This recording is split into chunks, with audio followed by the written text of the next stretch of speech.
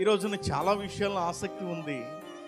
అసలు దేని విషయంలో ఆసక్తిగా ఉండాలని ప్రభు కోరుకుంటున్నాడు? సరి చేసుకొనుటలో ఆసక్తి కావాలంట. దేని విషయం అంటే, తప్పును ప్రభు వాక్యం గద్దించినప్పుడు దాన్ని సరి చేసుకునే విషయంలో నీకు ఆసక్తి కావాలి. ఈ రోజున సరి చేయబడటం అంటే చాలా కష్టమైపోతుంది. సరి చేయబడాలి అంటే చాలా కష్టమైపోతుంది.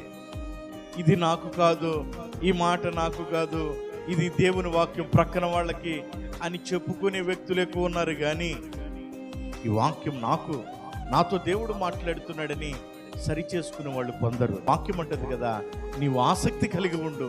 దేని విషయంలో? నీవు సరి చేసుకున్నట్లో దేవుని పట్ల నీ ఆసక్తి తగ్గిపోకూడదు. సరి చేయబట్టుకు నీవు ఇష్టపడాలి. ఇద్దరు తిరగలు విసిరారు, ఒకరు ఎత్తబడ్డారు. ఇద్దరు పొలంలో పని చేస్తున్నారు, ఒకరే ఎత్తబడ్డారు. గల కారణం, తనను తాను నిత్యము పరీక్షించుకునేవాడు నిత్య క్రైస్తవుడు, నిజ క్రైస్తవుడు, దేవుడు మెచ్చిన క్రైస్తవుడు.